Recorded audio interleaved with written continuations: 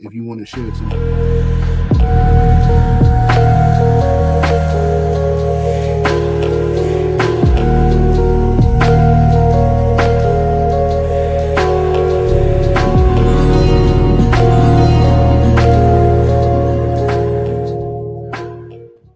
That's a cold opening, brother. Right. It's a cold. You got it, brother.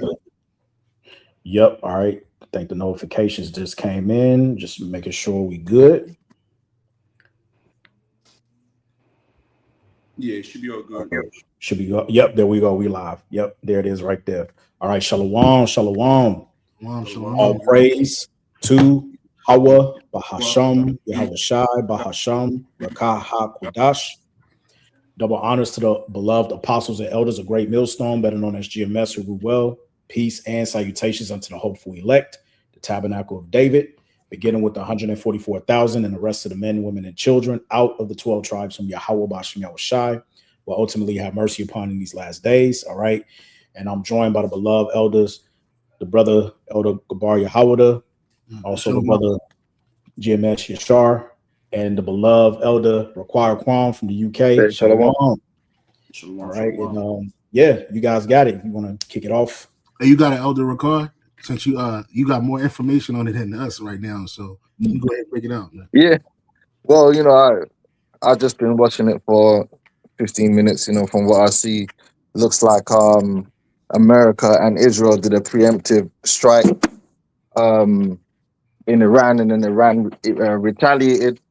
Something we've seen previously, but it's a step in the right direction. We just gotta watch and pray, stay diligent, watch closely to see how this thing unfolds over the next 24 hours. But we know where it's gonna go ultimately, Yeah, but absolutely. That's pretty much it, man. They've attacked I think a couple American bases. I think they did some kind of strike in Dubai. It's hard to get all the information together because when things are fresh. Yeah. But they've done a few strikes in the region, so we'll see how it goes. Yeah, Zaquan, one of the video what you just mentioned, I had a video here. So it was the place that I got attacked. It was Qatar, Abu Dhabi, and there's the country starts with B. Bahrain. Bahrain.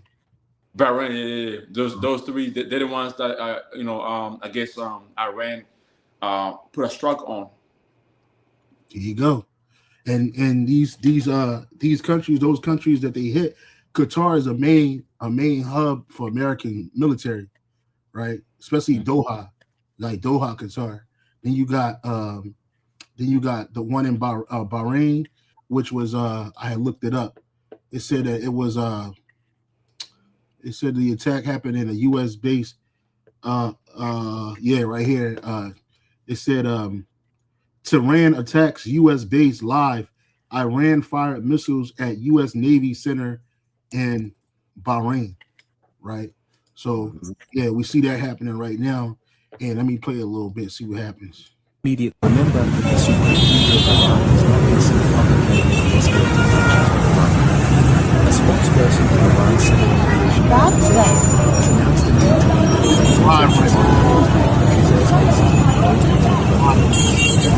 Yeah, this is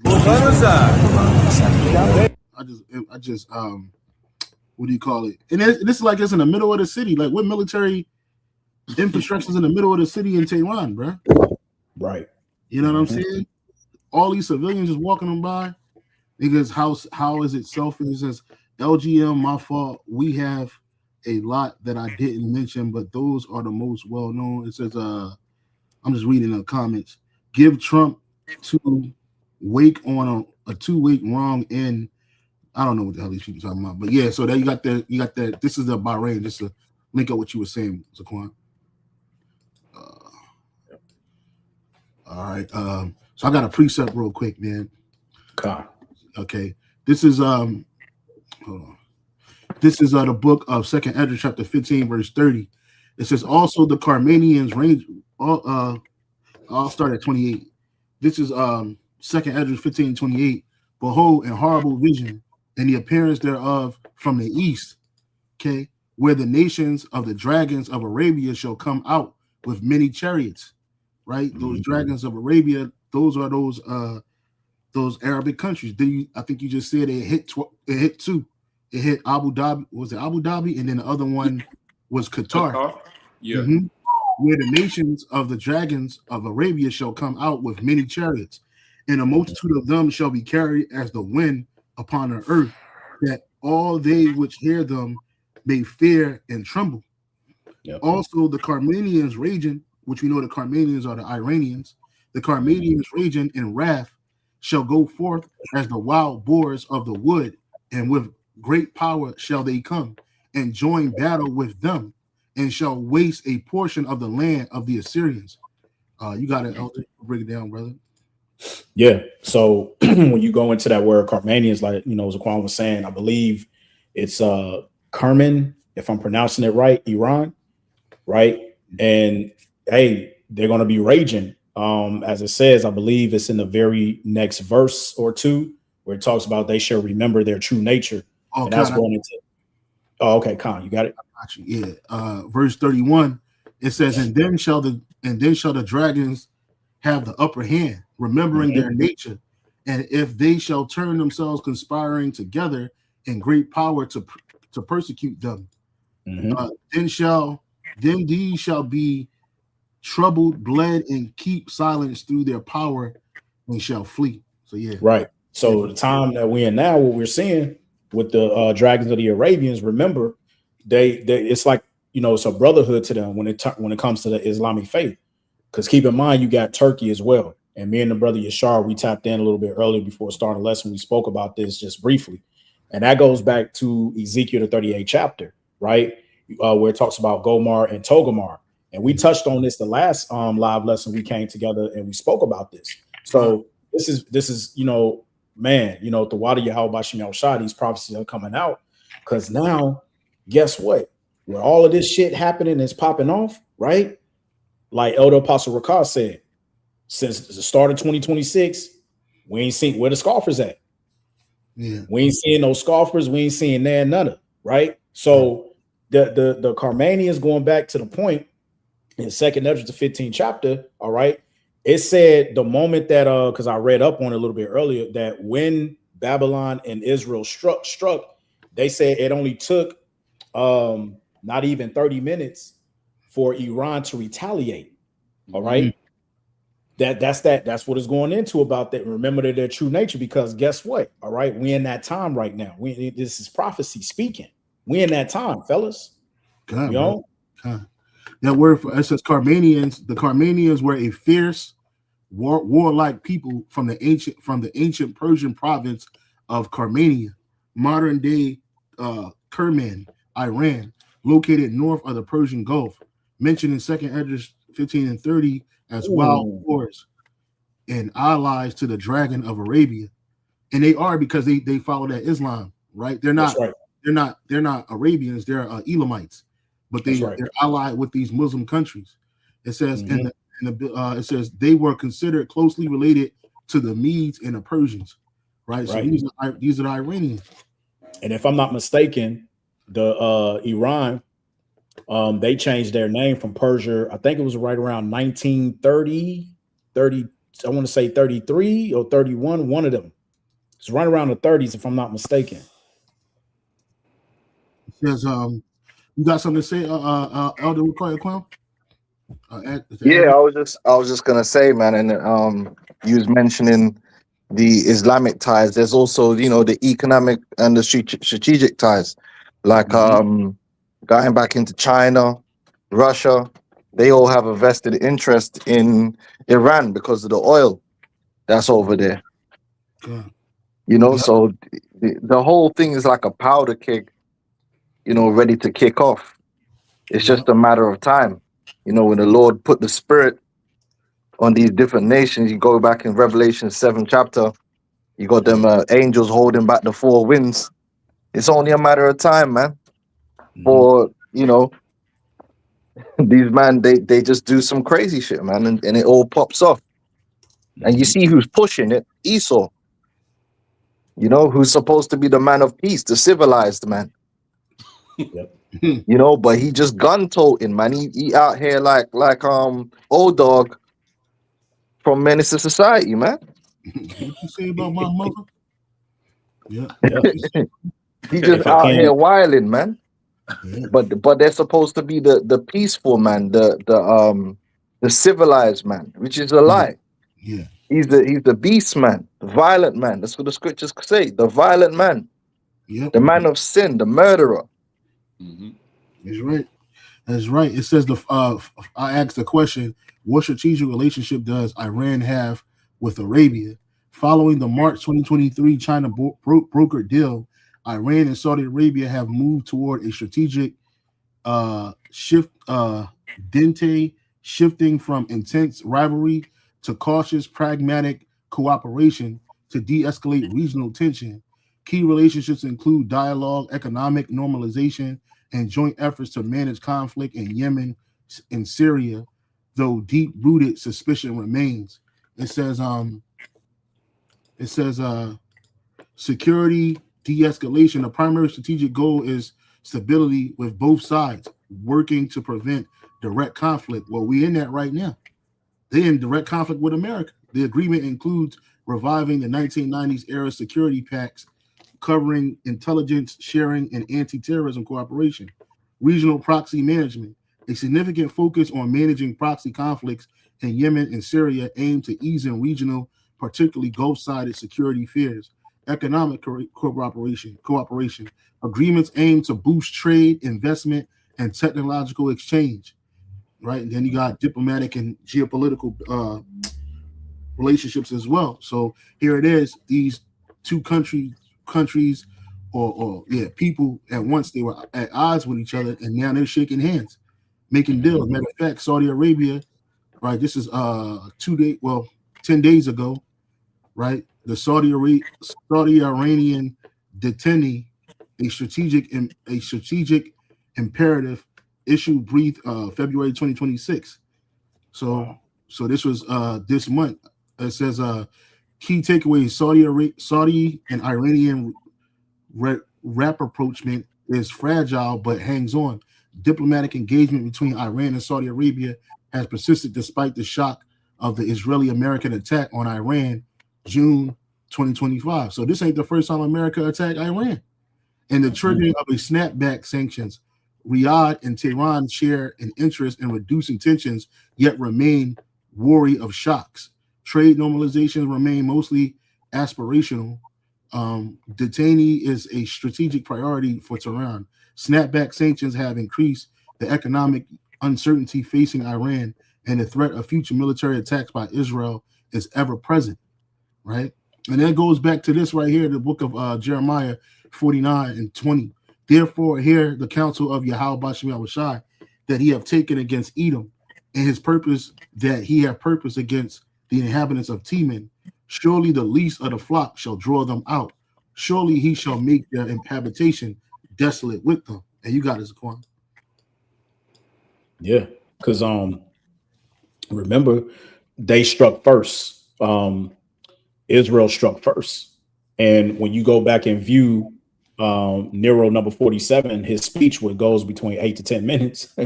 Why do you need 8 to 10 minutes to explain that you're going to war with another country? And it's almost like when you look at him at face value, when he's up there on the podium, it's like they ain't even want to do it, but you know, Israel led the charge. And now guess what? Like I told Brother Yashar, that whole situation that happened about 6-7 days ago with Tucker Carlson and Huckabee, you best believe that has something to do with, because see, Amalek, he exposed, man. He exposed all the way. You know, and then you carry that on to, as you said, the relationship. Like I said, China just gave what was, I think, those missiles, if I'm not mistaken, they're called the CM-302 supersonic missiles. They just gave that to Iran about a month ago, right? So everything, what's that? Proverbs 21. The king's heart is in the hand of Yahweh Bashem Yahushai. Okay, we're seeing it. Yeah, you know, you got it. Oh, you got something, Elliot? Sure. I was gonna get a precept in the book of Ecclesiastes chapter 3 and verse 1. It says, to everything there is a season and a time to every purpose under the heaven, a time to be born, a time to die, a time to plant, a time to pluck up that which is planted, a time to kill, a time to heal, and a time to break down, a time to build up, a time to weep, and a time to laugh, a time to mourn, and a time to dance, a time to cast away stones, and a time to gather stones together, a time to embrace, and a time to refrain from embracing, a time to get, a time to lose, a time to keep, and a time to cast away, a time to rant, a time to sue, and a time to keep silence, and a time to speak, a time to love, and a time to hate. So we're in a time of hate right now. That's the time we're coming into right now. There's no with the situation between Iran, USA, and Israel, but also there's like racial tension happening worldwide right now, especially if you're in Australia. Right, racism is getting crazy over here. Mhm. A time of war, and that's what time we're in right now. A time of war, which when you go to the book of Matthew, the 24th chapter, it tells you that before the return of Yahushua, there'll be rumors of wars, and that's what we're in right now. Yeah, So wars, rumors of wars. if people can't see that we're in our time, then there's not much we can say to Ya them. Allah! Ya Allah! What's a lot about that, brother? No, you good. You good. Calling They out came out. Allah. They came out. What the hell? Yeah, Allah ain't saving you, my man. Yeah, Straight Allah, up town, Allah bro. never shows up when these niggas getting blown to hell and back. Nah, You never see the nigga. I ain't seen one miracle from Allah yet, man. Uh-huh. You know what I'm And then it saying? says a time of peace, and also if I'm not mistaken, with this situation happening right now, you ever can correct me. I believe Esau, he's slightly. How about Shimon is gonna make Esau where he comes down and do that whole peace and safety, to where he's gonna keep the people cool and calm. There's no war happening, everything's good. Well, that's not so, because World War III has to happen by the way. Like there's no avoiding of World War III. World War III is going to happen, but we know East is going to come in and throw that peace and safety. This whole situation happening over there in the Middle East, calm down for a minute. But them Gararots, as you see what they're doing right now, they're gonna rise up again and do the same shit, which is gonna eventually lead to World War III. And this time there's no stopping it. It's gonna happen. That's right. Yeah, it's a ebb and flow, right? The hot war going. This is part of the hot war kicking up. It'll get hot, then it'll cool down, then they get hot again. Then it'll cool down, then it get hot again. And it's crazy because right now, a lot is being exposed between the relationship between America and the state of Israel, right? People are getting frustrated at the closeness of these two countries, at the dependency that the state of Israel has on America. In fact, that how America's political system is bought and paid for by the elite banking families who are small hats using their proxies in Israel, right? I think it might have been Mike Huckabee or there was another senator too, or high level politician. They asked him America first or Israel first. He said Israel first. You know what I'm saying? Damn. So you got a lot going on at the same time, and like the elder said, it's kind of hard putting all this together right now because it's just happening. But as the smoke, the proverbial smoke clears, we're going to start to really see what's really happening, right? Why these things are happening. Because right now, they're not putting troops right now on the ground. Once the troops get on the ground, then it's a wrap. But they just can't roll into Iran like that either. So what they're doing is they're trying to weaken certain strategic parts of Tehran, right? Because they need a new boogeyman. Yeah, you got Elder Rakar. Salaki. Yeah, bro was mentioning how they hit first. I don't know if you listen to, the devil, Donald J. Trump, the Edomite Messiah.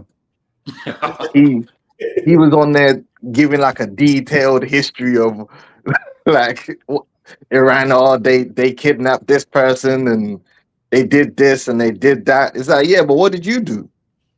These devils are insane. Like he's literally there trying to justify what they're doing now based on something from no one even remembers that. Like, what are you talking about? But we do remember not like a month or 2 months ago, you flipping the they was what's it called? Funding terrorists in Iran. Yep. To be shooting police and blowing up stations. He didn't mention all that. You know what I mean? So that's how this devil operates, man. They always trying to be the victim to justify their foolishness. When if you look into the details, they're not the victim, they're the villain. And they doing the same thing with Jake. Now they're like brothers say over there in Australia, here in the UK, in America, France, everywhere you go, Esau's the victim now. Yep. You know, we were the hobbits. That's what they calling themselves. We're just the hobbits, man. We just these peaceful, civilized people, never harm no one, never did anything. And these melanated monkeys from the third world is just on us for no reason. They hate us for no reason. What did I do? Yeah. You know, Yeah, see, that's how these devils operating in these last days, man. And I want to pull a scripture, but if I leave my screen, it's gonna go. But can someone get Isaiah the 34th chapter, Baba Kasha, I believe. I got Hey, you. Elwood, can I get a quick precept for you to back you up as well, if you don't Yeah, mind, can. This is the book of Sirach, chapter 3 and verse 3 says, "The rich man have done wrong, yet he threateneth with. The poor is wrong, and he must entreat also." Yeah, like we gotta play the villain when we're the victim. That's how Yeah. Esau operates in the world. So here it is. They've been doing madness to Iran. They made a deal with Iran through Obama, which we know is all Obama, Trump. They're all working for the same people. But they did a deal with Iran. They already made the agreement that Iran was gonna use their nuclear what's it called, enrichment, to perform their their nuclear power plant, which according to the rules-based order, the international laws, you're allowed to use your nuclear your nuclear material to develop nuclear technology so you can provide energy for your country. You don't have to make a bomb, right? But they keep making this big deal about the bomb, so they said, okay, we're only going to enrich our uranium to a certain amount, and then it will go to Europe. Europe will finish it off, and then we'll take that and use it for science and medical reasons and energy. And Obama made the deal.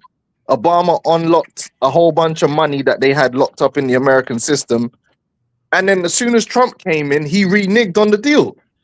Yeah, the words of his mouth were smoother than butter, but yet war was in his heart. So you can't deal with this dude, because as soon as Trump came in, he reneged on the deal for no reason. Iran weren't doing anything to nobody.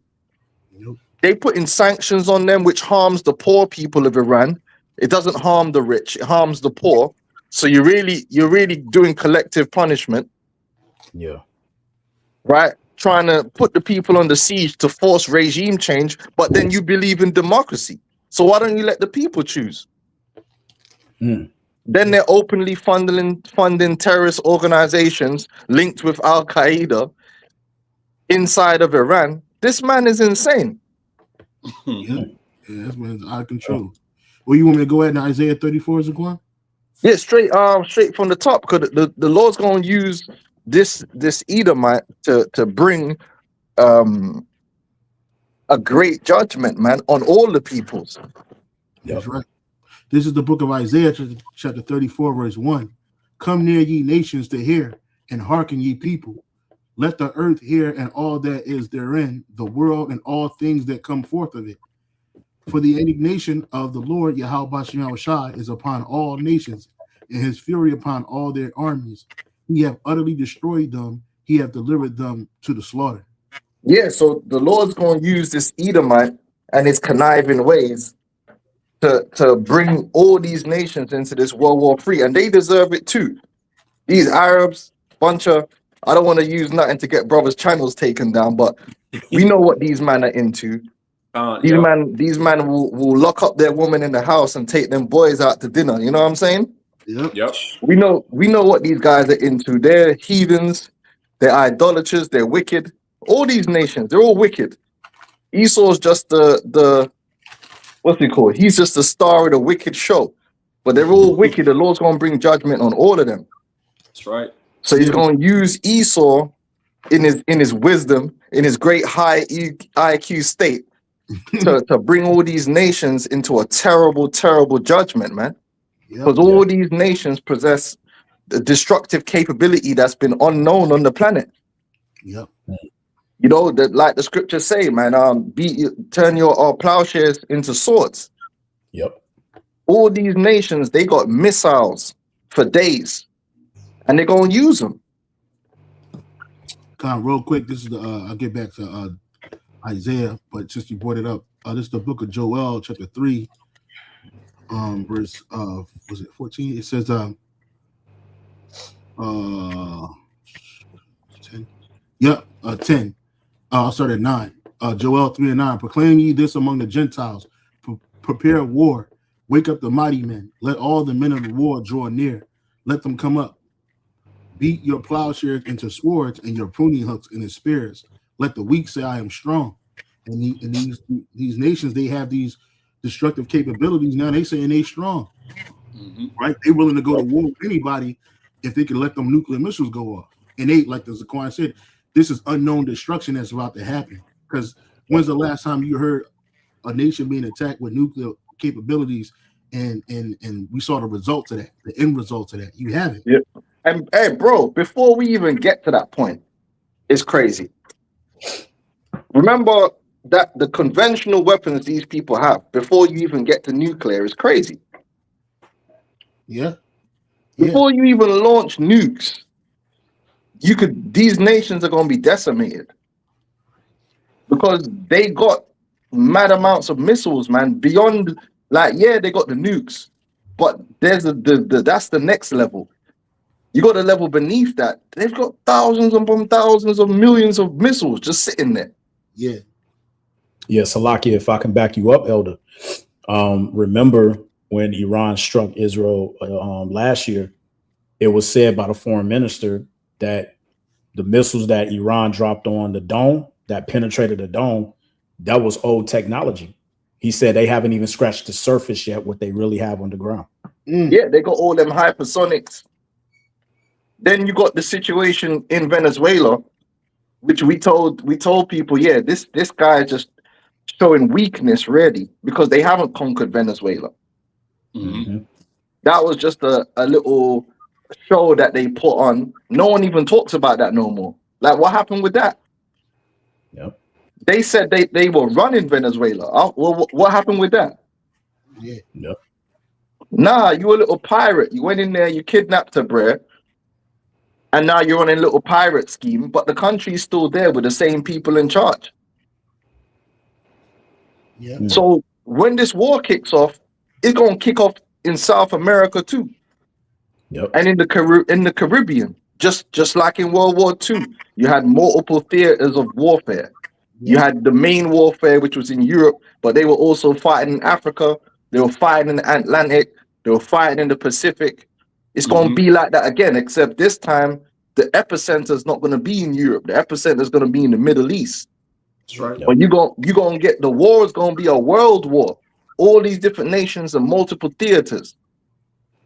Yeah. China's going to be getting busy over there in the South China Sea, Hawaii, all of that. Yeah. Then you go over there in the Atlantic, Cuba, Brazil, all these nations, they're going to take it to America in that Caribbean Ocean, man. They're going to take it to them in them lands. Yeah.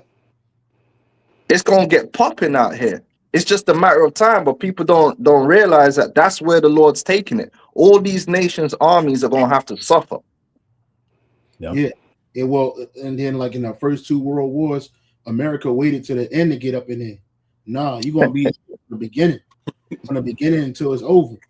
And it ain't gonna be several years of infighting with these people, and you sitting there trying to get diplomatic, and then y'all gonna come to some agreement after all this turmoil. No, Yahweh Shai is coming, right? Yahweh Shai is coming. He gonna take you down, man. He gonna destroy your armies in that Middle East, the main theater of war. And I always say that, you know, the first time I ever heard of theater was in the army when we were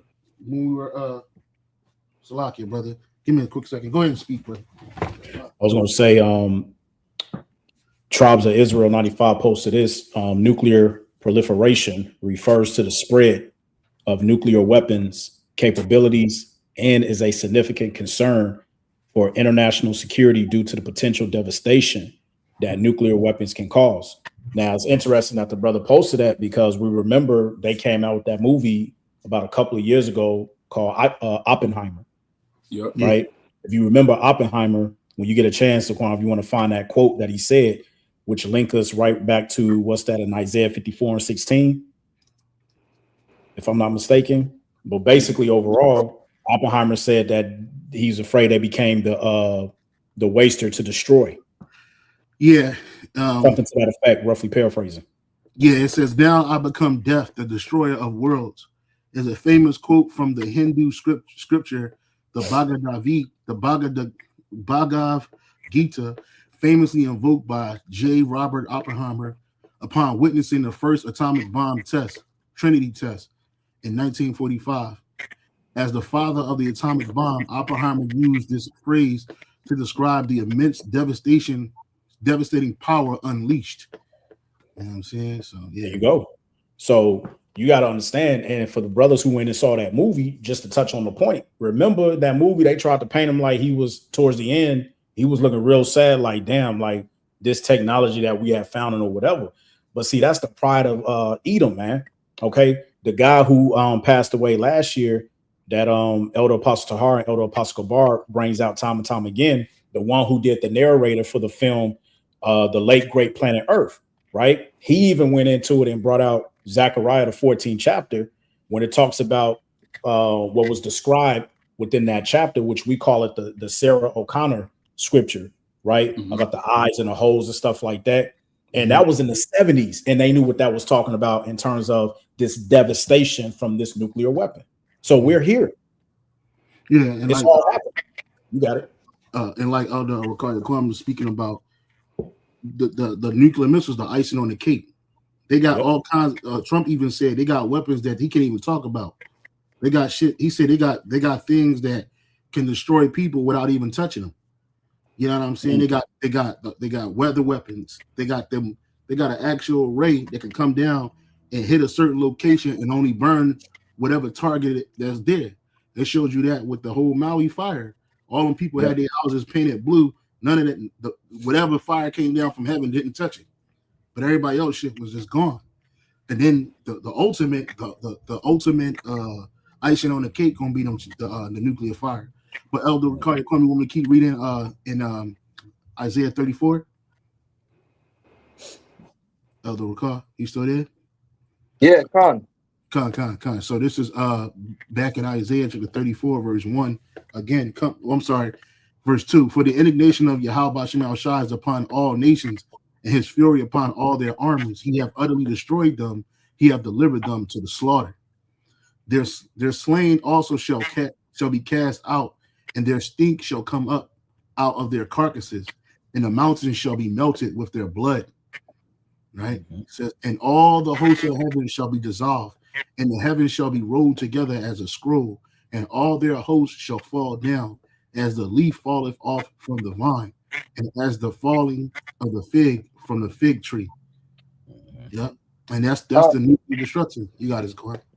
Con. So that's really what we're seeing developing, and like I said, we still got to be patient, but that's what we're definitely seeing it developing, and it's ramping up. These things are happening more and more, so we know where it's heading, and ultimately it's going to end in the destruction of Babylon, man. Mm-hmm. All that pride that these guys have, man. They got the strong man in there boasting himself. We're the strongest we've ever been. We're the best we've ever been. All right, cool. We'll see. Hey, like the scripture says in the book of Ezekiel chapter 20, I think 28 verse 30. I'll get it. This is the book of Ezekiel chapter 28 verse 9. It says, wilt thou say before him that slayeth thee, I am a God, but thou shalt be a man and no God in the hand of him that slayeth thee.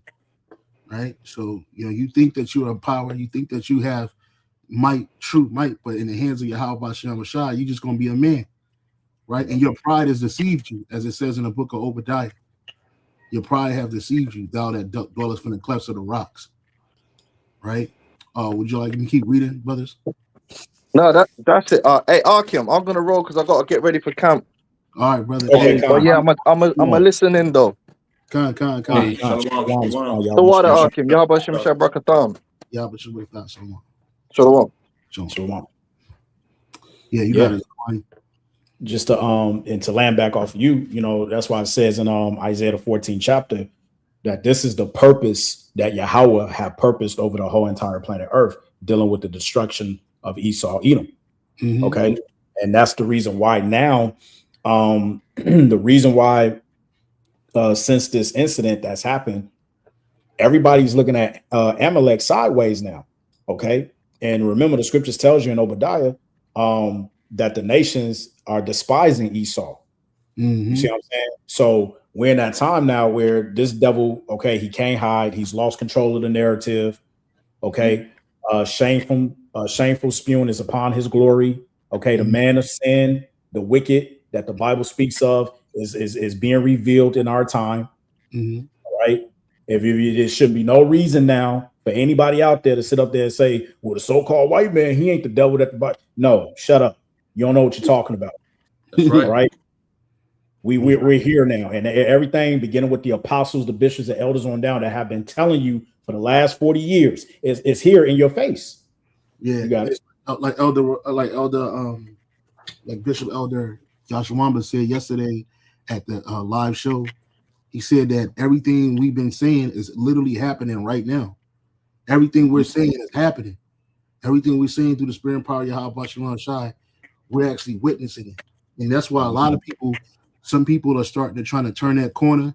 Now they want to be more wise about the Satanism that's going on around. Some of them trying to be more vocal, right?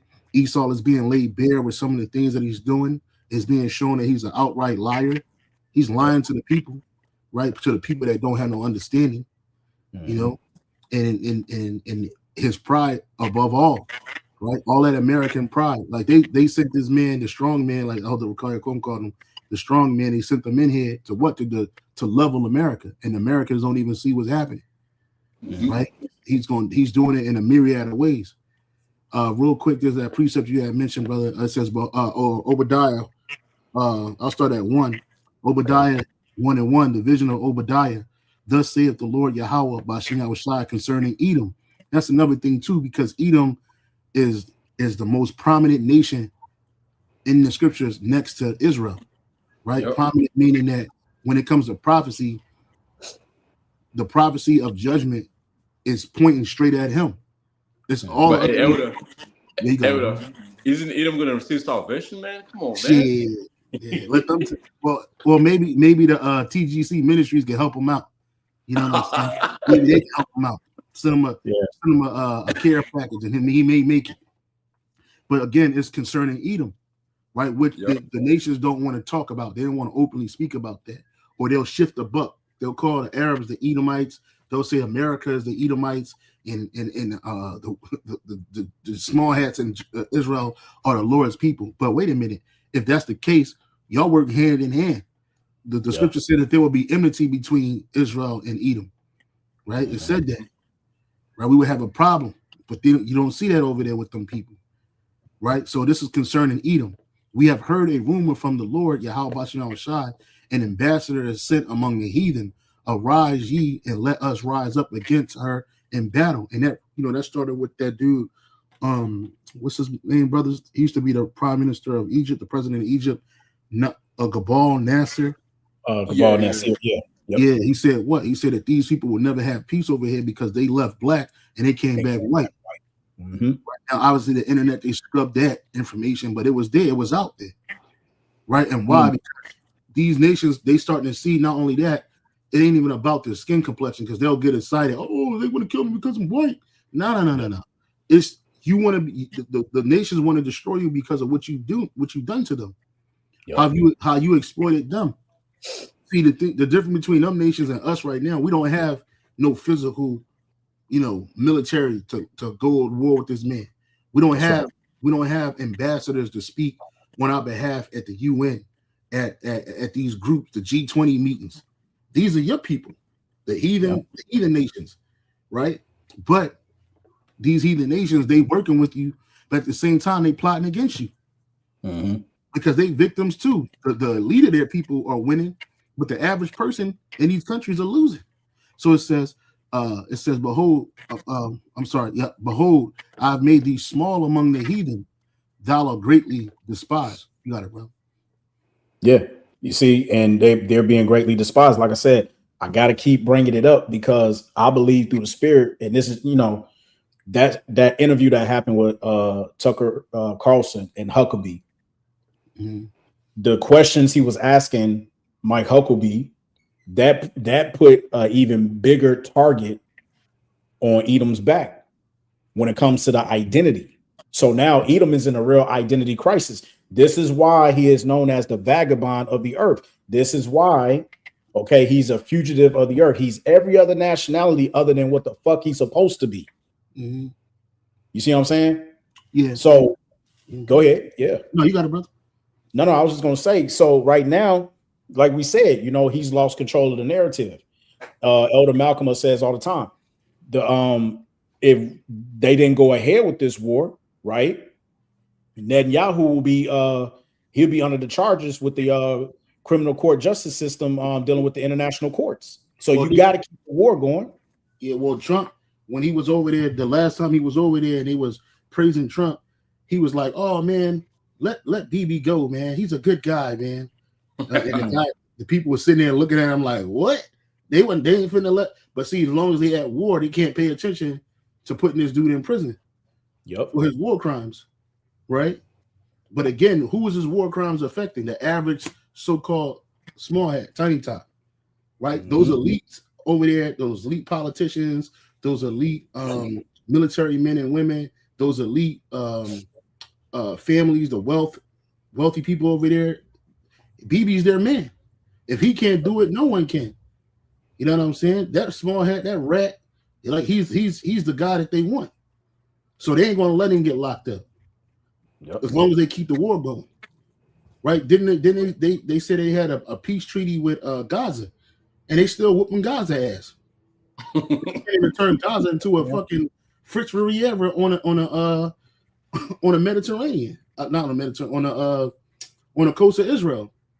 That's what they want. That's what they want to do. While and then then secretly they want to try to get the rest of the Holy Land blessing by taking over these countries, which Iran is not part of our land, right? But the point of the matter is they want to control the Middle East. They've been set up to be a proxy, right? They're an Edomite proxy, colonization in the Middle East, because they didn't colonize the Middle East the way they colonized the Americas, right? The way they colonized the Pacifics, right? They didn't do that. So then they did it in 1948.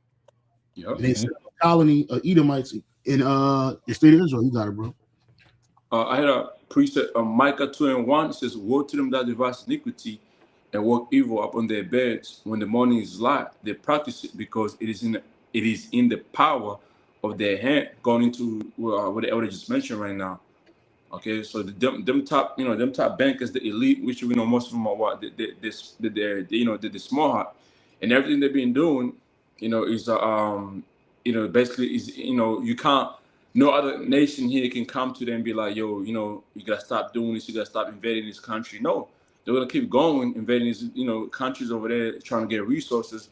But there's one country that you're gonna try to invade, and that's when how about Hashem Yashar is going to put a spear upon them to retaliate back and start that World War III, which is Iran. So they're fucking with the wrong ones right now. Well, another thing too. Well, real quick, that word for power there, Zaquan, is al, and right here it says a god, false god, demons, and imaginations. So these devils, they deal with these demons and their imaginations. All of this is in the power of their hand to do so. Yeah, but got like because you read Ezekiel 28 before, right? I was reading 38. Yeah, I read Ezekiel 28:9. Mm-hmm. Yeah, when you go to the top, like it says, how this devil Esau, start with them Garabots. How basically how they're gonna try to be in a position of how about Shem Yahshua. Mm-hmm. When you go, you can get to the point of it. Where you want me to go at, brother?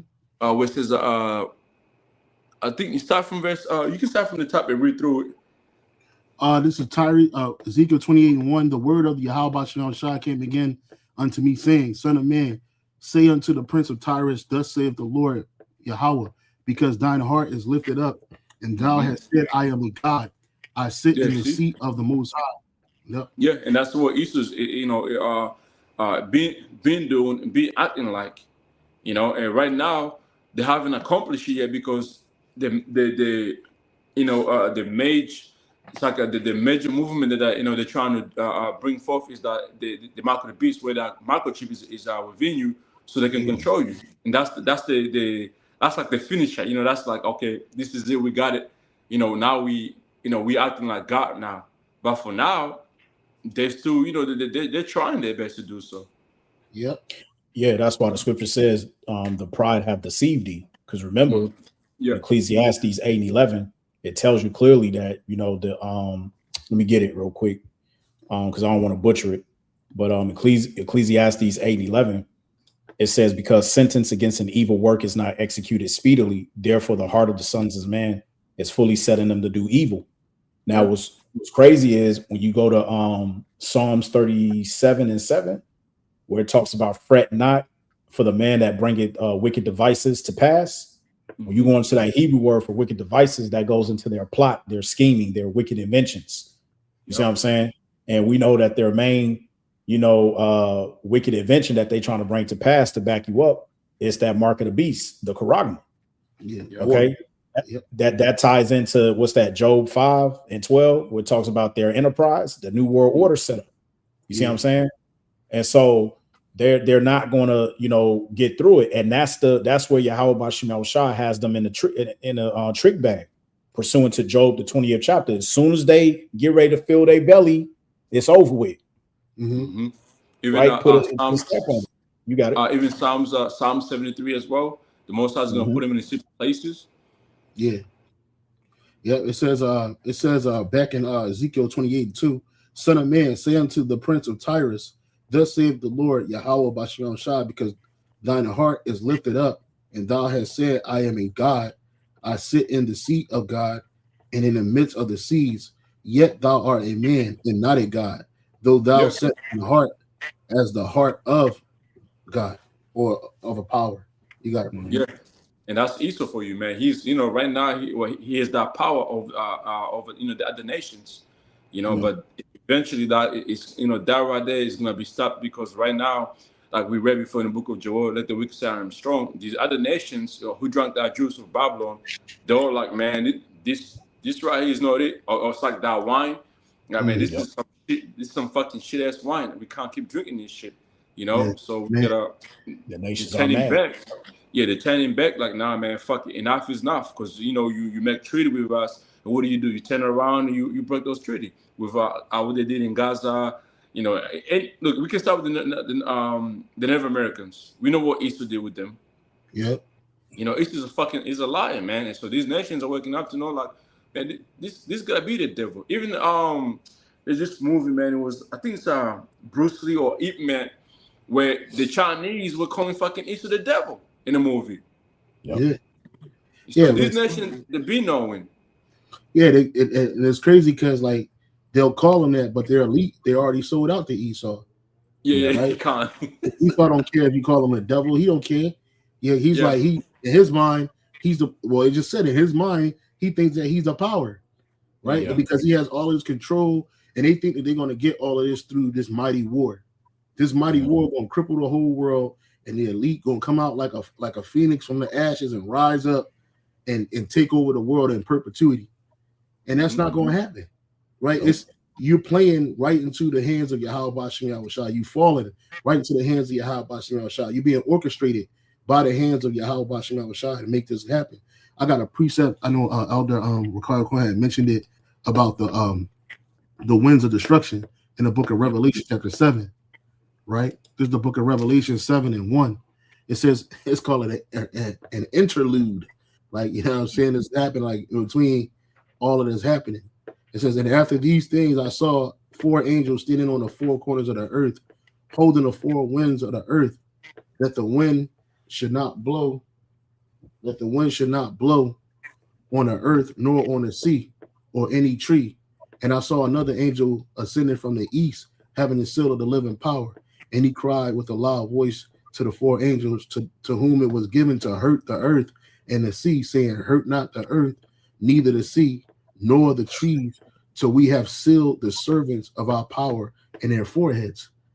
Right? And so, that's another reason why the destruction didn't happen early on. That's another reason why the destruction didn't happen before, because first and foremost, the elect got to be sealed. Right? And I remember a couple years ago, Elder Pastor Tahar, he said, man, like he believes, man, the elect got to be sealed at this point. And the word done went out across the four corners of the earth. Brothers and sisters waking up all across the earth. Yeah, we're going to have brothers coming in the 11th hour. You know what I'm saying? And it's all good, but the point of the matter is that the elect is being sealed, and that those winds of destruction, right? That mighty wind going to be the nuclear missile, that nuclear destruction, a nuclear wind, but those winds of destruction, the angels are holding off, but slowly but surely they're letting it go. And as we see right here in these different videos, this one is still live, right? They got live footage from Tehran, right? The smoke going up in the air. And this is not a light thing. These ain't light attacks. This is not something that's going to stop. Right now, we're in well, like I did a video some time ago, like the boy Dr. Strange said, we're in the end game now. Mm-hmm. Right? We're in the end game. Mm-hmm. And that definition for end game is the definition for end game.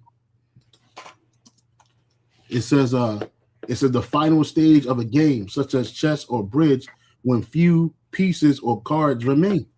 And we're in that time. Right? We're witnessing the beginning of the end of this man, and he don't even know it.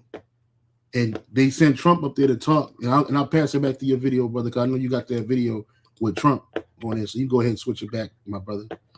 Oh, because to add to you real quick, I was going to say, let me go here. I want to get this here, just touching on the wind, right? Because going back to that video, now to the Akim in the chat, this was posted earlier today to show you the spirit of Yahweh Bashim Yahushua is speaking, because this is a billboard from Iran that says, if you sow the wind, you will reap the whirlwind. That's crazy. You know what I'm saying? So, and now, it speaks, what's that, Jeremiah 51, where it talks about the destroying wind. Mm-hmm. You see what I'm saying? So this is the time that we're in. Okay.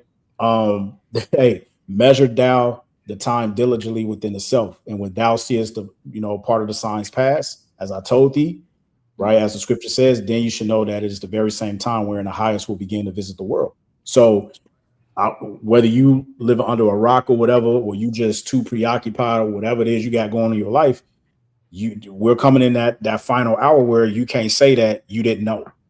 Check this out, brother. I looked at saying up. I asked a question. I said, what does the Iranian saying, if you sow the wind, you reap the whirlwind mean? It says the Iranian saying, if you sow the wind, you reap the whirlwind, is a warning that minor hostile actions sowing the wind will lead to catastrophic, disproportionate consequences, reaping the whirlwind. Used recently on a Tehran mural, it warns the U.S. against military actions implying severe retaliation. Meaning it signifies that small provocations, and that's what these are right now. These are small provocations. We throw a missile at y'all throw a missile at us, and y'all attack U.S. bases. So they can claim that American soldiers was killed over there. We don't know. We ain't over there. But they can use that as a reason to go to war. And now with all of this shit, and that's what Esau does, bro. Whenever his back against the wall, he throw the war card out there. Y'all were just tripping. Everybody was tripping about the Epstein files and all the shit that was going on. The Clintons being sequestered and subpoenaed and talking shit. And now they're like, oh, we got a war breaking out. We ain't got no time to worry about Epstein. We got a war in Iran going on right now. Right? Which America, you just got out of 2 wars that lasted over 20 fucking years. And now your fighting force is weak as shit. So nobody wants to fight. I don't know. I couldn't even imagine what a draft gonna look like. Because not to draft none of us. because we ain't fighting for you, man. Fucked up. Yeah, I'd rather go back to the spirit world than fight for this man. It's crazy. Absolutely not. You have to sacrifice me to Satan. That's not gonna happen. But there are people that's gonna get drafted. A lot of men gonna get drafted, and we in that time too. And women too. And women. And, oh yeah, I forgot Salaki, because they got women in the military. So a lot of women you gonna get drafted too. They're gonna be trying to run to get pregnant. Oh, I'm pregnant. I can't put more. I'm pregnant. All right, you drop that baby in 9 months, and the 10th month, your ass in the desert, getting busy, getting hot. You know what I'm saying? But that's the type of time we in. Well, it's gonna be so bad. That's why all these women with all these delusional mindsets out here. That's just about to leave. You don't even know what's happening. Nope. Your men about to be eviscerated in this war. I was thinking about that earlier yesterday. I was like, yo, look. It ain't gonna be nothing to come back home to. It ain't gonna be no home. Nope. You know what I'm saying? So it says, meaning it signifies that small provocations or acts of aggression will inevitably result in much larger, more violent, uncontrollable consequences. This war is gonna get so out of hand, we ain't gonna be able to control it because Russia ain't stepped in yet. Not like that part, yeah. You know, not knowingly. You know what I'm saying? Not like on the front stage, because I'm telling you, something's gonna happen between that small state of Israel and them Carmanians, bro. They're gonna do something to them people, and they're gonna have to go. Yep. Right? And it says, context: the phrase was featured in January 2026 YouTube mural in Tehran, depicting a damaged U.S. aircraft carrier serving as a direct threat against potential U.S. military strikes. The origin, while used by Iran, the proverb is biblical in origin, Hosea 8:7. Yep. Conveying a message that cause and effect. Let's go to that. Hosea 8:7. Everybody want to quote the scriptures now. I thought y'all believed Ali Akbar. What happened to that? Yeah. Now everybody want to quote the word of the scriptures, man, because this is the true word. This is Hosea 8:7. For they have sown the wind, and they shall reap the whirlwind. It have no stalk, the bud shall yield no mill. If so be it yield, the strangers shall swallow up. Let me see. It says Israel reaps the whirlwind, right? It says, verse 1 says, set the trumpet in thy mouth.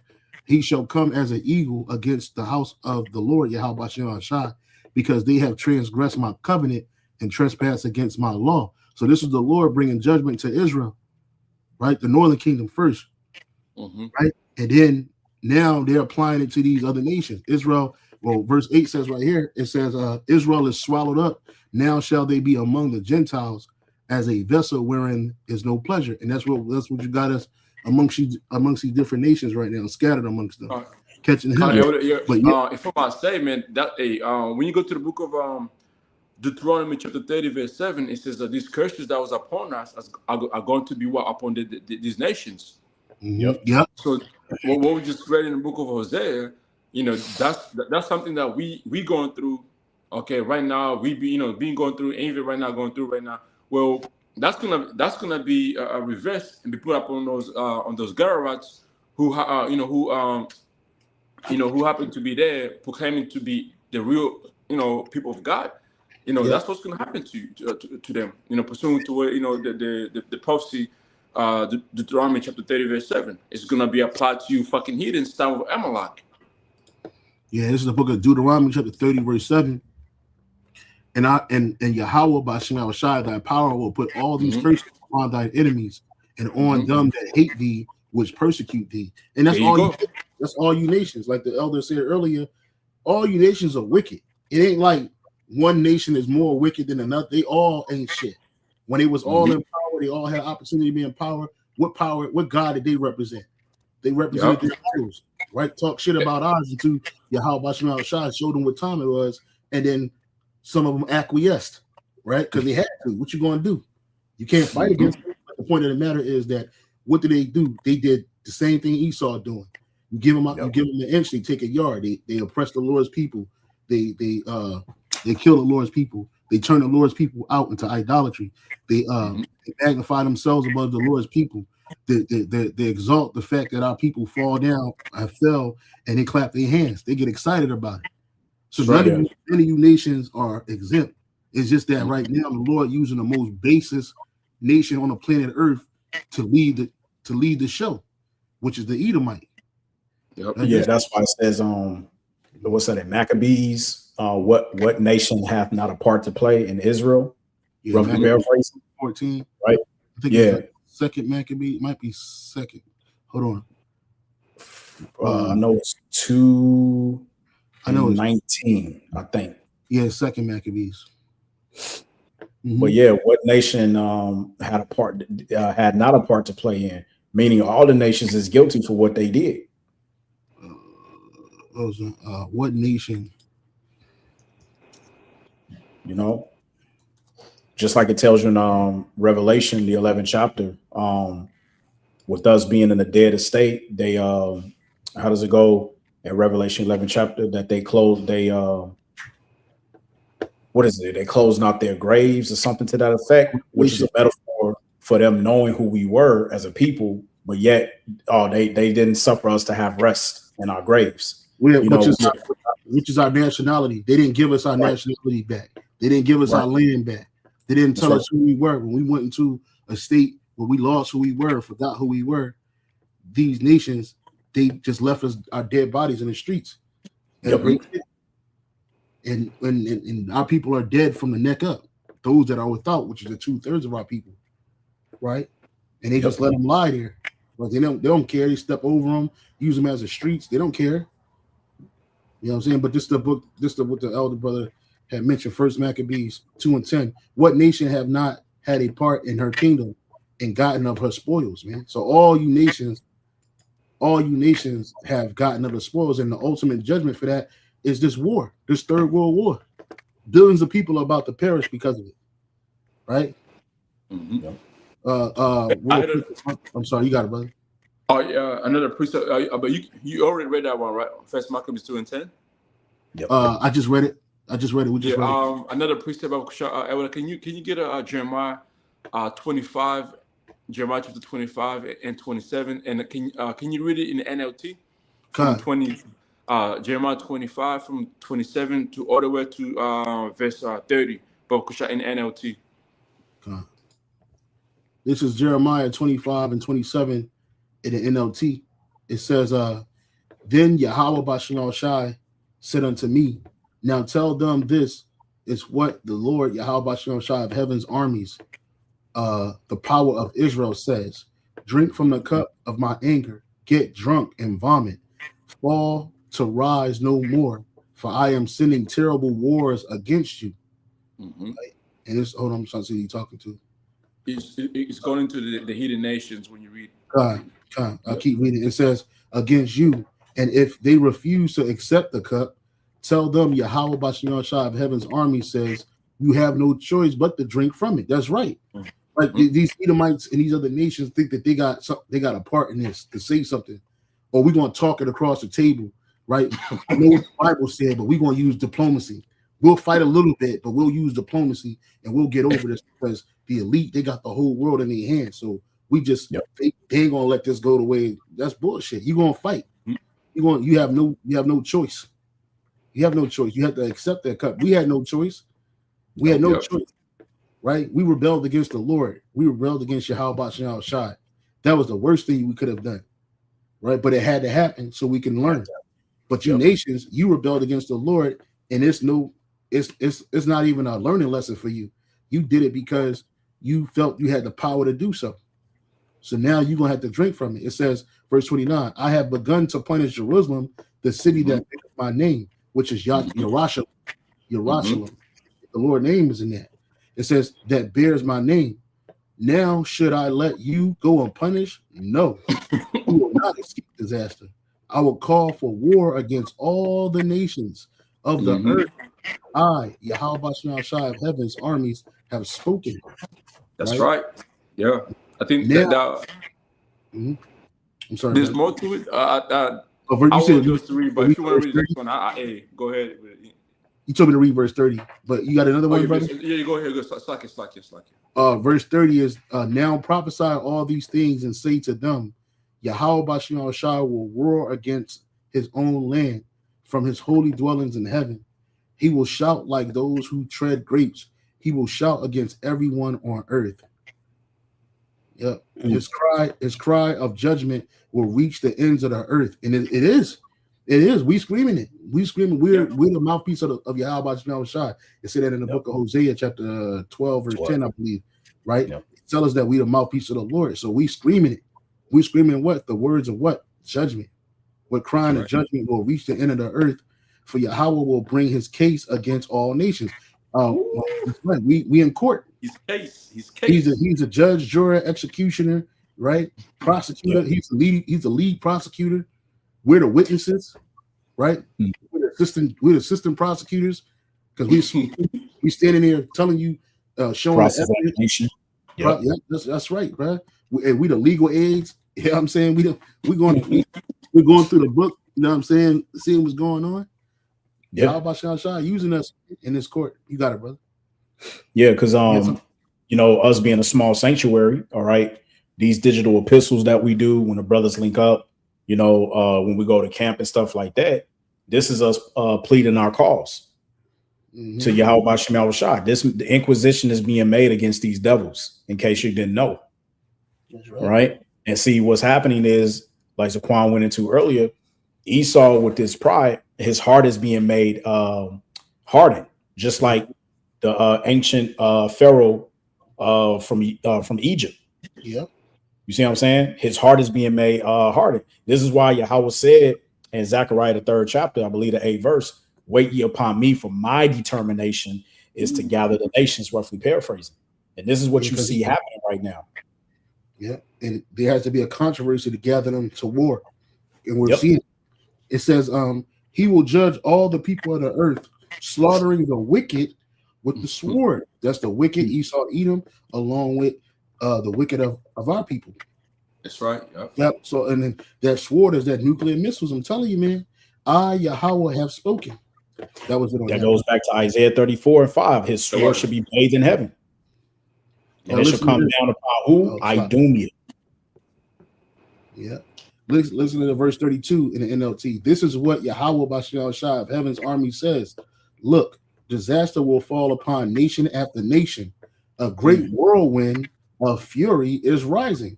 The brother shows you that the Iranians invoking the book of Hosea, and now it's doubling down in Jeremiah 25 and 32. It says, what? A great whirlwind is rising from the most distant corners of the earth. That's that whirlwind. The distant corners. You can't make this up, man. You can't make this up. It's over. You can't. Like, what more? Oh my goodness, it's man. over. It's like my man in Minister Society, Bill Duke, man. What do you say? You know you done fucked up, right? Right. You done fucked up. Yeah, I'm saying. They go over there fumbling and mumbling. He's through. It says in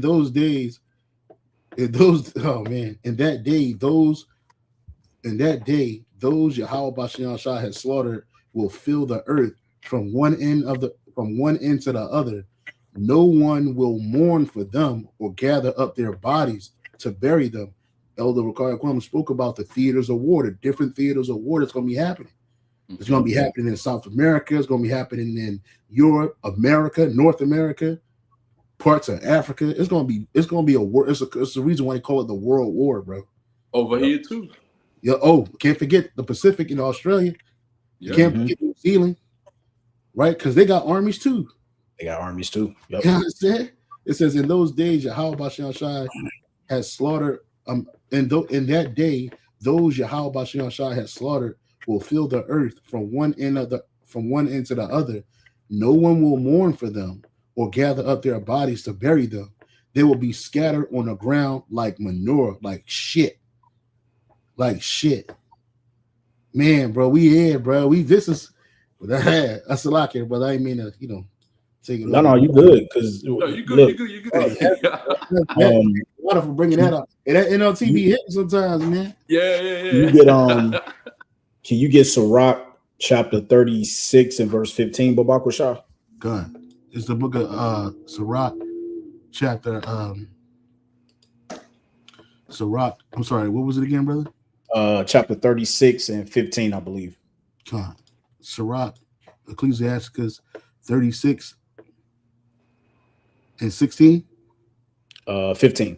15. and 15. Right? It says, come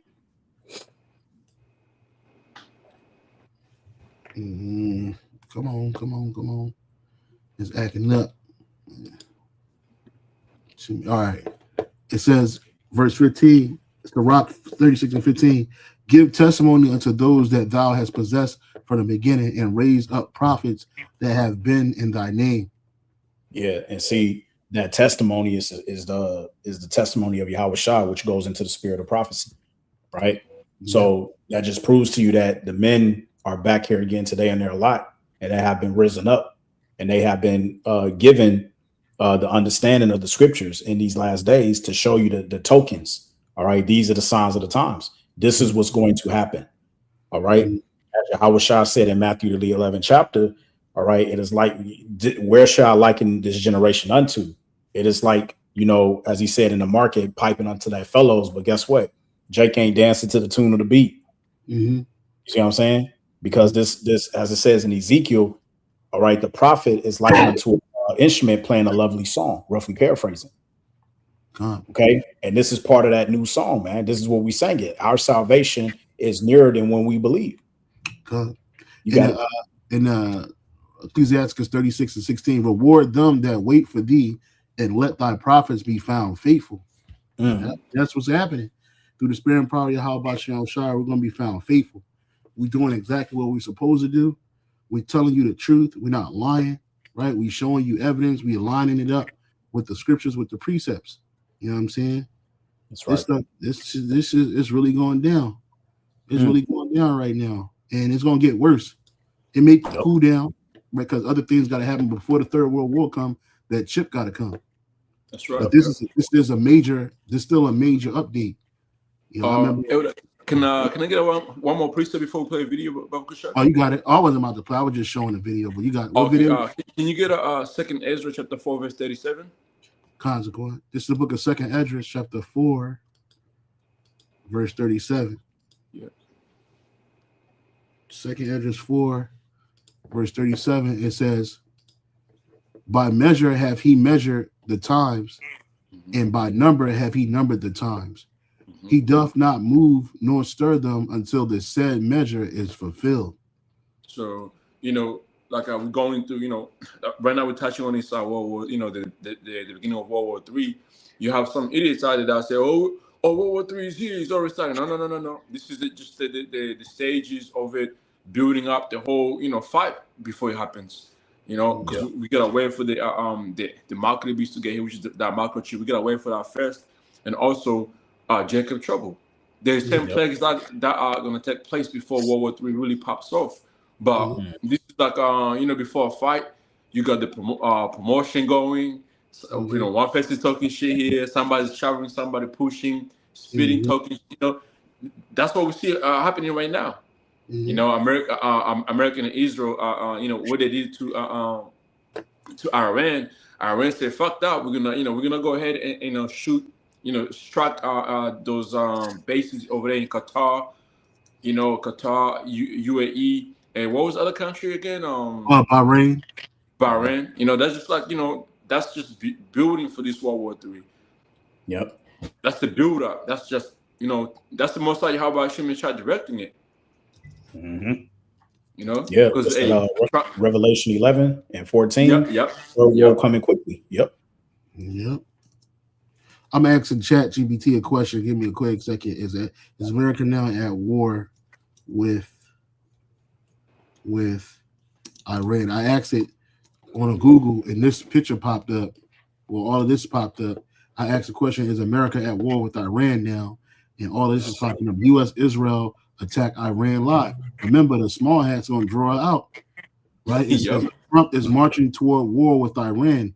He hasn't bothered to make clear why. Well, the Most High, Yahweh Shai want him to. That's why. Prophecy.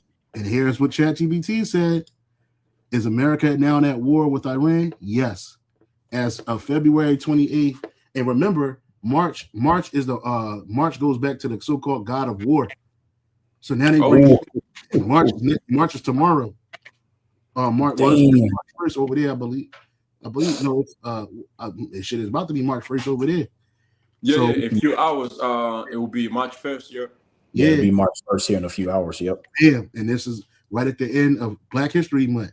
Now you got the war coming up. So it says yes, as of February 28, 2026, the United States and Iran are in an active military conflict. Major developments today show significant escalation. Current situation: the U.S. has begun large-scale combat operations against Iran, alongside Israel, with strikes on targets inside of Iranian territory. U.S. President Donald Trump described these as major combat operations aimed at destroying Iranian missile systems, naval forces, and military infrastructure. Reports indicate coordinated U.S. and Israeli air and missile strikes on multiple Iranian cities, including Tehran. These actions represent direct military engagement between U.S. forces and Iranian targets. Iran has reportedly responded with missile attacks against Israeli territory and may pursue further retaliation, which raises the risk of a broader regional conflict. And they were talking about how like a lot of these things are going to happen. You know, pundits and stuff, like so-called theorists, they say that there's going to be a lot of false flag attacks happening. A lot of different things going to be happening, and they're going to blame these people. So they press forward to mark the war. What this means, this is more than heightened tensions. The United States is conducting military operations on Iranian soil and actively targeting Iranian military and missile infrastructure. While the conflict scale, duration, or broader objectives are still evolving, these events go beyond routine disputes or proxy engagements. They reflect actual combat between the U.S. forces and Iran rather than mere threats and sanctions. So guess what? We ain't heard them go to Congress yet. You ain't even go to Congress. You had that long ass State of the Union address a couple of days ago, and now you're at war. You had something, brother? Now the brother posted 12 Tribes of Israel 95 said the ancient Romans honored the god of war by naming an entire month of him March.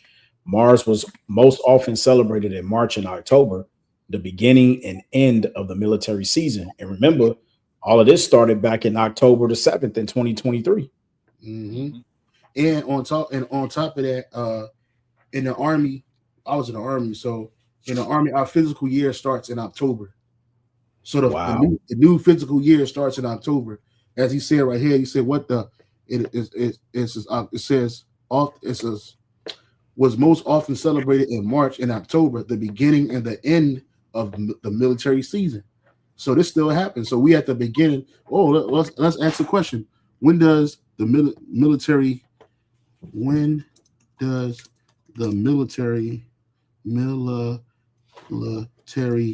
year start in America? When does it start? October 1st, like I told you. Yep. It says the physical year starts October 1st, which that's supposed to be the ending. So it's the ending. It says the physical year ends September 30th, right? What is the significance? Okay, what is the significance of March to the U.S. military? Right? What is the significance of March to the U.S. military? March holds a significance for the U.S. military, though the March 4th slogan on March 4th, encouraging progress and resilience, and has a key time for celebrating history, such as the 250th anniversary of the Army. It also characterized by intense training, readiness, exercise, and the symbolic use of marches and ceremonies to build unit cohesion. So all these, because you remember they operate on the left-hand side. So March is a heavy month for them, right? Operational readiness. March is a critical period for training exercises to ensure unit readiness. Symbolism of marching. March establishes order, discipline, and unity, serving as a foundational element for military training and tradition. So damn, it's a lot. It's a lot going on. And then in March, isn't that March 3rd? There's gonna be a blood moon. Oh, yep. Mm-hmm. Oh yeah, Yep. blood. March Yep. 3rd. Yeah, and Sure. then Right. today The that's when those are six planet where are aligned alignment. together. So, Yeah. yeah. Like it's crazy, man. Mm-hmm. A lot is happening. What's up? So, says a total lunar eclipse or blood moon occurs on the morning of Tuesday, March 3rd, 2026. The There you moon will go. appear coppery red. Totality lasts an hour, peaking at 6:33 a.m. Eastern. So that's like 12 o'clock, 12:30. No, it's around like a I think like 1:33 my time here in America. Best views are from Western North America, East Asia, and Australia. Oh, you brothers gonna get to see it where the moon turns red, safe to view with the naked eye. Yeah. So and oh man, it's heavy. And the Lord said he's gonna have what signs in the heaven, man, and the sun and the moon. Because Is this that week, Joel, right? Oh, I'll get it. yeah, Joel too. Because right now we're in the middle of the month come Monday evening because it should be a full moon if I'm not mistaken. Yep. Mm-hmm. Which means we got 2 weeks left before the next new moon. So well, according to Nate, Bishop Nate, this is a it's a Sabbath because it's a full moon. Let him say.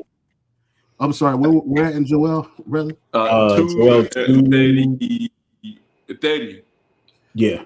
Just Joel chapter 2 and 30, the day of Yahweh Shem Shai, and I will show wonders in heaven and in the earth, blood and fire and pillars of smoke. The sun shall be turned into darkness, the moon into blood, before the great and terrible day of Yahweh Shem Shai come.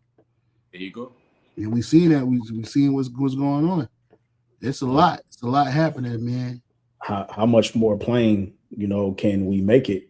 When you go into what's going on across the 4 corners of the earth and link it with biblical prophecy, So, like I'll say it again, like Elder Apostle Rakas says, we going into the 3rd month of 2026. Where are the scoffers at? Well, they hiding because they see what's really going on. And they'll pop back up, but they hiding because they can't. They live in a lie. It says, I asked the question, why did Trump not get permission from Congress? Here's why President Trump did not get formal permission from Congress before ordering or escalating military action against Iran. The Constitution versus war powers. The U.S. Constitution clearly gives Congress the power to declare war, Article 2, while the president is commander-in-chief, Article 2. Historically, presidents have taken military action abroad without formal war declarations by Congress, but the Constitution still says only Congress can authorize actual war. The War Powers Resolution and Presidential Authority. There's a 1973 law called the War Powers Resolution intended to limit unilateral military actions. It says the president must consult Congress before introducing U.S. forces into hostilities. So he not bringing U.S. forces there, like troops, yet. It also requires reporting to Congress within 48 hours and limits engagement to 60 days unless Congress approves or extends it. However, many presidents, both parties, have interpreted this broader executive authority to act without prior congressional authorization, claiming intent powers under Article 2, Commander-in-Chief, or implied authority from previous authorizations for use of military forces. In practice, this has become a gray area, and as Esau loves that gray area, presidents often act first and deal with Congress later. The lack of current previous authorization, like 1991, 2002, were repealed in 2025, meaning older legal cover that presidents lean on for military actions no longer exists. That makes the question of authority even more unclear and controversial. No imminent attack on U.S. I'm sorry, you got it, brother. No, I was just agreeing. Yeah. It says most legal scholars say presidents can use military force without congressional approval only in very narrow circumstances, like repelling an imminent attack on the United States. But there's no imminent attack on the United States right now. In Iran, the situation there was no direct Iranian attack on U.S. homeland. That would clearly create that condition. That's why critics, including members of both parties in Congress, argue that Trump should seek but did not get congressional authorization first. The Congress pushed back. Members of Congress, including senior lawmakers, have publicly said the administration has not given clear legal or strategic justification. Only Congress has the constitutional power to decide on war. Well, not according to Donald Trump. Not according to this guy. He said he can do what he want to do. That's going to cause that can very well link it to the civil war that's brewing, right? Because now you got politicians that are coming out and they're against one another. You know what I'm saying? So if this guy's going ahead and making moves without the congressional authorization, all right, the country's in complete turmoil now because now they're like, hey, we got a complete dictatorship within office that's sitting up here just calling shots or whatever, as it says in Isaiah the 19th chapter, that cruel Lord, right? That's it. Bingo. That's it. He is that cruel Lord. Oh yeah, this is him. You got something else before I play this video, Zaquan? Oh, the Yashar? Yeah, let's let it roll. No, yeah, that's good. We good. Okay. Let me play this real quick. See, y'all can hear this? By eliminating imminent threats from the Iranian regime, a vicious group of very hard, terrible. Of President Donald Trump announcing and confirming. We have now that clip of President Donald Trump announcing and confirming operations on Iran. Let's listen to him. A short time ago, the United States military began major combat operations in Iran. Our objective is to defend the American people by eliminating imminent threats from the Iranian regime, a vicious group of very hard. Well, you heard what he said, eliminating imminent threats. We just read that unless there's an imminent threat, you can't go to war with them. But that's that gray area. So that's the same thing, Salaki. That's the same thing we experienced going back to 01 with Iraq. Yeah, nuclear weapons of mass destruction. Yep. Wow. Yeah, it's the same playbook. Terrible people. Terrible people. Menacing activities directly endanger the United States, our troops, our bases overseas, and our allies throughout the world. For 47 years, the Iranian regime has chanted death to America and waged an unending campaign of bloodshed and mass murder, targeting the United States, our troops, and the innocent people in many, many countries. Among the regime's very first acts was to back a violent takeover of the U.S. Embassy in Tehran, holding dozens of American hostages for 444 days.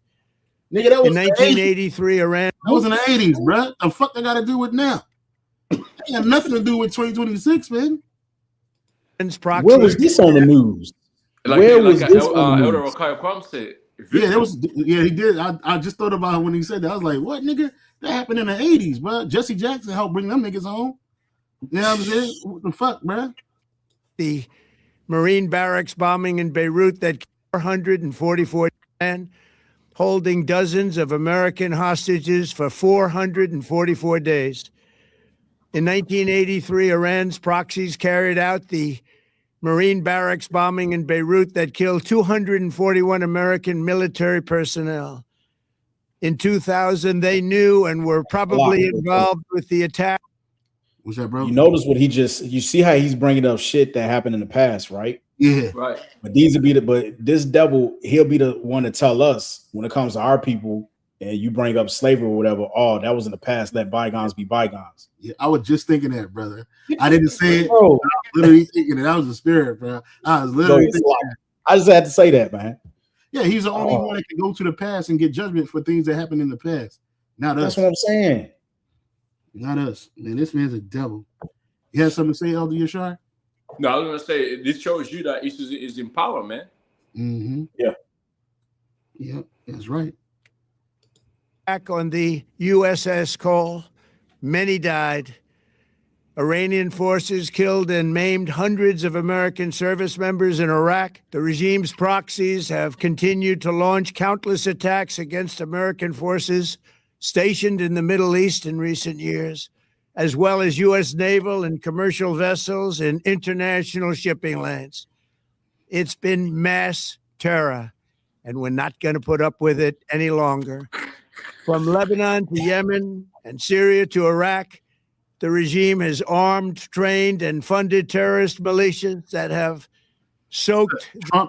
Trump, U.S. has taken every possible step to minimize risk to the U.S. personnel in the region. Yeah. Okay. Boy, you talk about demon time, boy. He on it, man. The crew lord, man.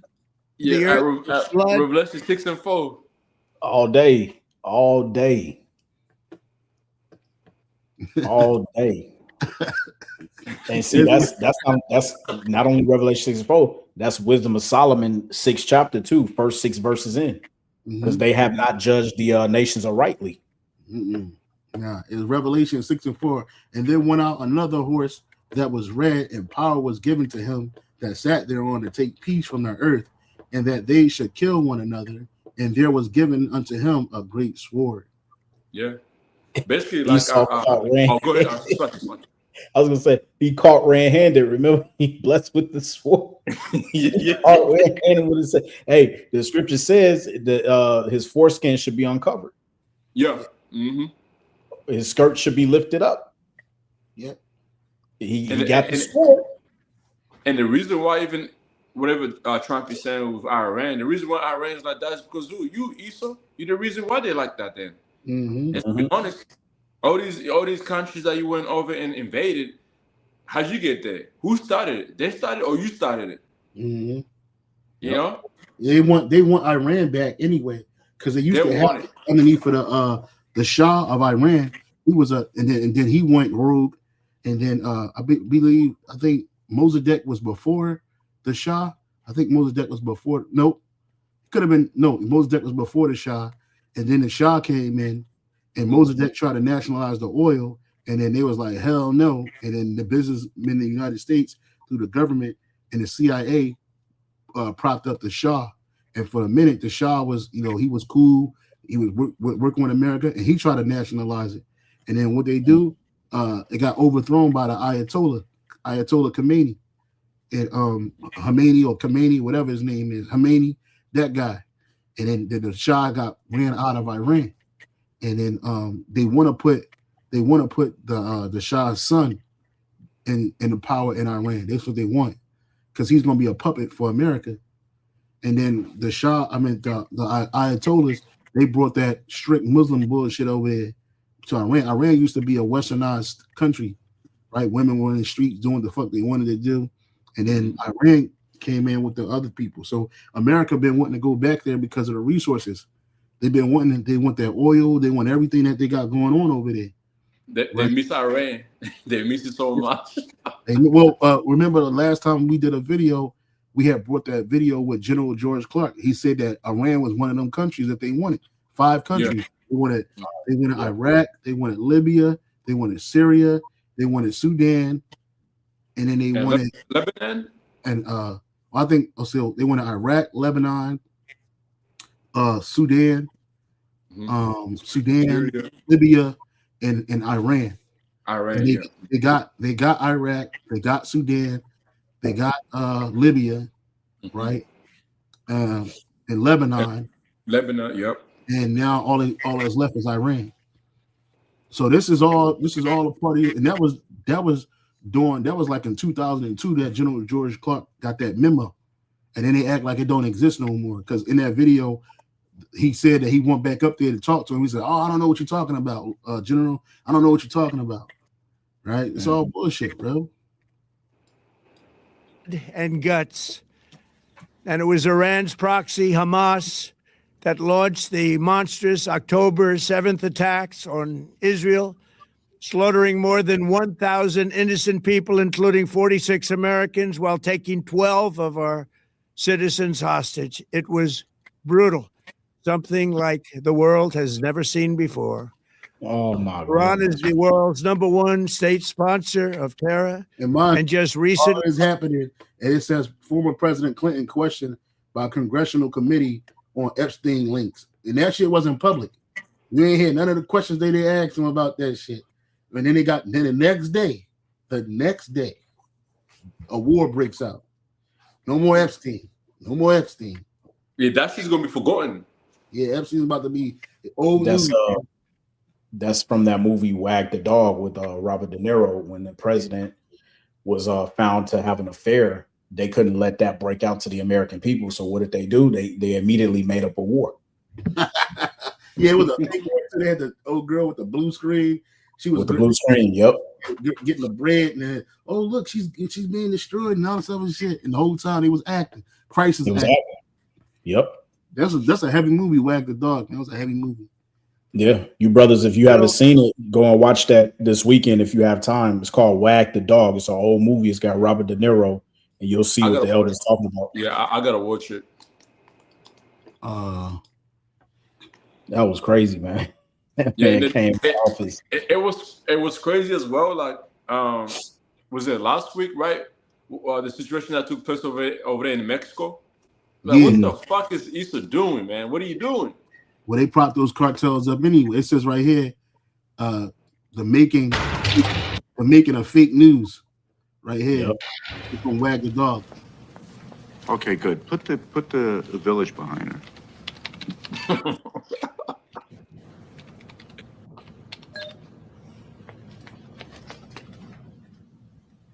Give me some flames.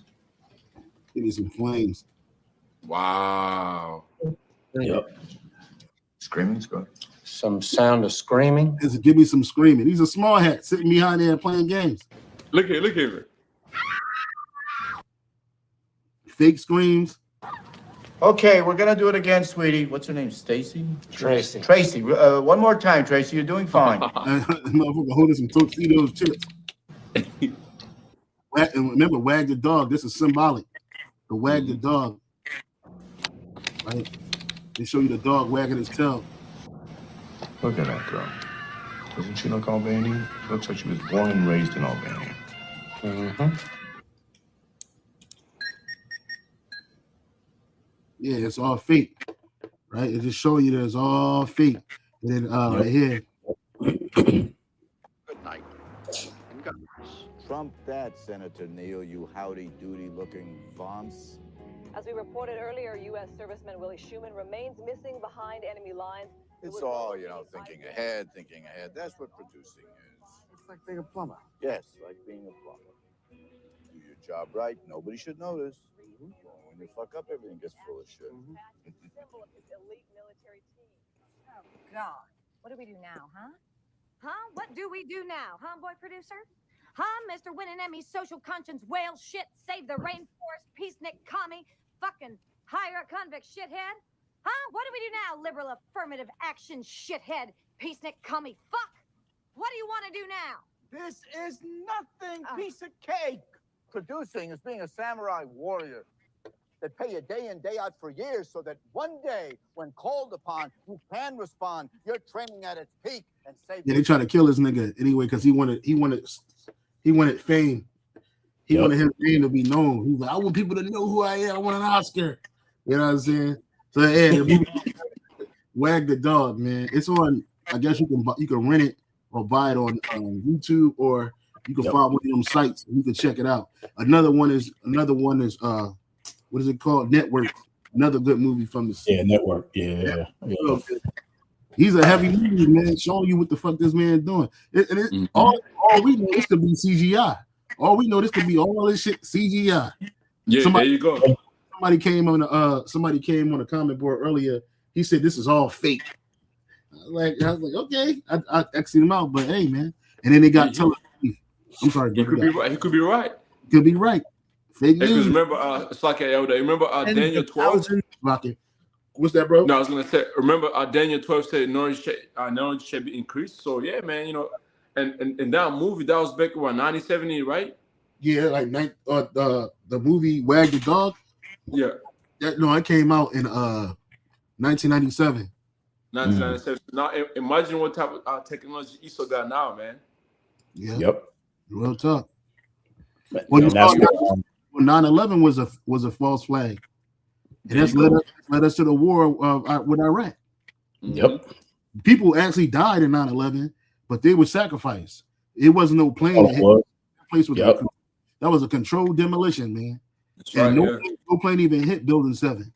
With hologram technology. Yep, straight up. So of its own citizens on the street as they protested. It has always been the policy of the United States, in particular, and just recently killed tens of thousands of its own citizens, including 46 Americans, while taking 12 of our citizens hostage. It was brutal, something like the world has never seen before. Iran is the world's #1 state sponsor of terror, and just recently killed tens of thousands of its own citizens on the street as they protested. There's no evidence that they killed tens of thousands of their people for protesting. He's lying. Yeah, no evidence. It has always been the policy of the United States, in particular, my administration, that this terrorist regime can never have a nuclear weapon. Yeah, he said it's always been. He said my administration, like that's that pride. That they could never have a nuclear weapon. Okay. Yep. I'll say it again. They can never have a nuclear weapon. Well, Benjamin Netanyahu, he's been going back and forth to the UN for decades with signs and posters saying how close they are to building a nuclear bomb. You ever see that image? Benjamin, I hate this dude too. Netanyahu at the UN. Right, just Benjamin Netanyahu at the UN. Look, the curse. This nigga. The curse. We're at the final stage. This is like a 12. Every time he go there with a poster. The first stage, 70%. Second stage, 90%. The final stage, boom. Right? And then it's what he does, man. He does this shit all the time. Netanyahu's speech, it says, who has murdered Americans and Europeans in cold blood? Hold on. Shit. It says this dude is a piece of shit. It says I'm sorry. It says who has murdered Americans and Europeans in cold blood? Al Qaeda, Hamas, Hezbollah, Iran, all the above. Yeah, this nigga, and that's that propaganda. He been pushing that shit forever, man. But that's all I had, brothers. I ain't got nothing else, man. I just want to bring this out. Y'all got anything else, brother? Yeah, nah, that's pretty much it, man. It's just, the elder said earlier, this is fresh. We still got to see how this all plays out. We can't jump to conclusion with things. We understand that the Karagma has to come. We understand that Jacob's trouble has to be heightened. Okay, we understand that there's going to be martyrs for this truth as well, right? That prophecy has to be fulfilled. But everything that's been happening that the apostles have been, prophesying, over the last 30 plus years, 40 now, okay, it's all happening. It's all jumping off the pages, man. You know what I'm saying? And, like the scripture says, Yahweh Shah coming back as a thief in the night. So you got brothers and sisters out here, they just piss farting around. They playing with their own salvation. They're not taking this truth seriously, man. You know what I'm saying? And dude's finna be asked out, man. We keep telling y'all, Pookie and Ray Ray is right there at the door. They just waiting. Yeah. Yeah, man. This ain't this not the time to be playing around. We're watchmen for the Lord, right? We're watchmen unto Israel, true watchmen, right? We're things happening and we're reporting on them. Right, ain't nobody else doing this for Israel, but Yahweh Shem Rashad and the men that he called his men. So just keep your eyes open. You got now. Quote me if I'm wrong. And brother Yashar, we've been saying this. We're now approaching March of 2026. Since the start of 2026, GMS has been the only camp that has been reporting in almost, if not day by day, week by week, on prophecies leading up to that final world war. I have yet to see IUIC speak on the current events that's going on around the world. I have yet to see ISUPK speak on these topics. All I'm seeing is Captain Tazariak chasing the bag, going on these different platforms and shit. Yeah, and Genesis 2. Yeah, there you go. Well, the Genesis is ministries now. They're concerned. There's two dickheads. Fuck them. Yeah, they concerned with salvation for the Edomites and the other nations because that's worldly. That's something that people gravitate to. But you can those niggas are set up for people to fall. Anybody that follows those guys, you're done. You just, hey man, stick a fork in it, man. You know what I'm saying? Fuck out of here, yo. This is what's really happening. And we didn't just get on here and just start talking out of our hearts through the spirit. Probably how about Shah. We were able to line it up with scriptures to show you, especially that one precept we brought out in the NLT. Breaking news: several major oil companies suspend oil shipments through the Strait of Hormuz, according to Reuters. And that's heavy too. That's real heavy. Means gas prices finna go. Oh, through the roof.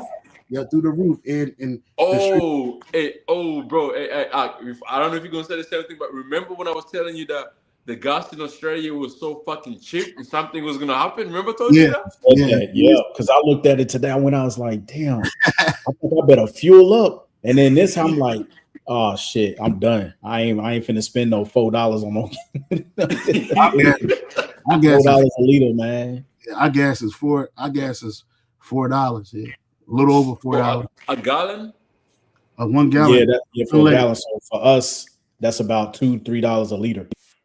Yeah. So ours is like yeah. So I mean, like I got a couple places I go on post to get gas. It was like $3.9. I went yesterday. I believe I went yesterday and got day before yesterday. I got some gas. It was $3.49.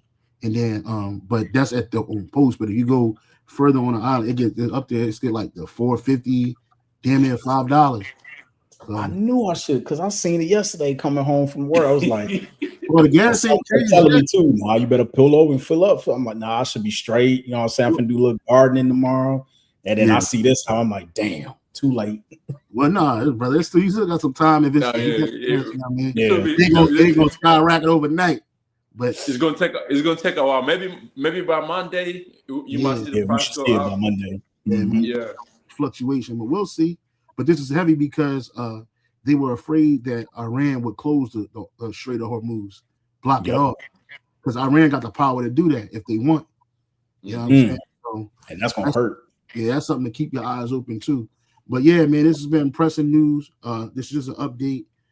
I know these brothers gotta get some rest. I gotta get some sleep too, bro. May the Lord, hey brothers, keep your eyes open, stay pilled, and you know what I mean. Keep the Lord in your prayer. Keep the Lord in your furthermost in your mind. How about you shot furthermost in your mind? Pray for the elect always. Pray for yourselves always, man. That's all I got. All right, so with that, Akim, anything else you want to add on, brother Yashar? Or we good? Man, that's everything, man. You guys, you got it. You said it right. So hey, let's go. All right. So with that, Akim, signing off, giving all praise, glory, and honor be to Yahweh, Bahasham, Yashai, Bahasham, Rakah, Hakwadash. Double honors once again to the beloved elder apostles of Great Millstone, better known as GMS, who we will. Peace and salutations unto the hopeful elect, the tabernacle of David. Shalom. Wow.